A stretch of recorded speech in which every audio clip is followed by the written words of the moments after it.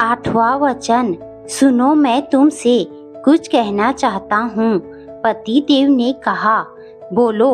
अभी तो हम एक दूसरे को ही नहीं जानते, फिर भी सोचा तुमसे पहले ही बता दूं कि मेरे माता पिता के ईगो को कभी ठेस मत पहुंचाना। उनके सम्मान में कमी सह नहीं पाऊंगा। हाँ जी, बिल्कुल, मैं भी यही कहने वाली थी। आप मुझसे जैसे व्यवहार की अपेक्षा रखते हैं, वैसा ही मुझसे व मेरे माता पिता के साथ भी करे। सीधी उंगली से घी ना निकले तो उंगली टेढ़ी करनी पड़ती है। ये सुन रखा था। आजमाने का सही वक्त आ गया था। सोचा, लगे हाथ अपनी बात भी क्यों न रख दूं। एक पल के लिए अचरज अवश्य हुआ।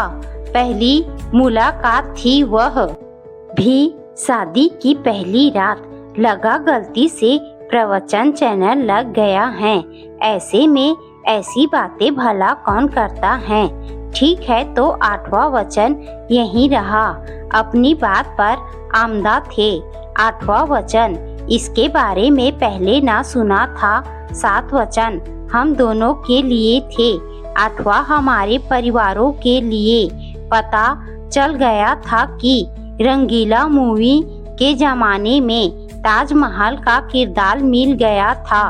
कॉलेज वाली एक्टिंग याद आ गई। पेड़ के पीछे छुपकर गाते हुए कितना हंसा करते थे। प्रेमनगर की पूरी खाई मैं ठहरी नए जमाने की एवियो कार और वह एम्बेसडर, विलुप्त प्रजाति एम्बेसडर से। खैर, 21वीं सदी की हीरोइन को 60 के दशक का हीरो मिल गया था। अब कर भी क्या सकते थे। शादी तो हो चुकी थी। उनके चलाए तीर का रुख उनकी ही ओर मोड़ हमने अपनी बुद्धि का लोहा मनवा लिया। साथ ही अपने माता पिता के सुपुत्री होने का फर्ज भी अदा कर दिया था। विदा होकर ससुराल आई तो सारे समीकरण समझ में आ गए थे। खानदान के पहले सपूत, ऊपर से ननिहाल में पलने बढ़ने के कारण ही रिवर्स गियर में चल रहे थे। तभी तो 19वीं सदी के आदर्शों पर चल रहे थे। मेरे साथ भी वही हुआ जैसा हर परिवार में होता है। सबकी अपेक्षाओं पर मैं खरी नहीं उतरी। मुझे इसका कोई मलाल ना था। अमूमन पहली बहू सुघड़ नहीं लगती, पर दूसरी तीसरी आते आते पहली वाली मन भावन लगने लगती है। मैंने कभी स्वयं को औरों के नजरों से देखा ही नहीं, बल्कि अपने मस्ती में जीती रही। दिक्कत तब आती जब संयुक्त परिवार न भाता। बचपन हॉस्टल में गुजरा था। परिवार के लिए तरसी मैं, उल्टे और मजे करती।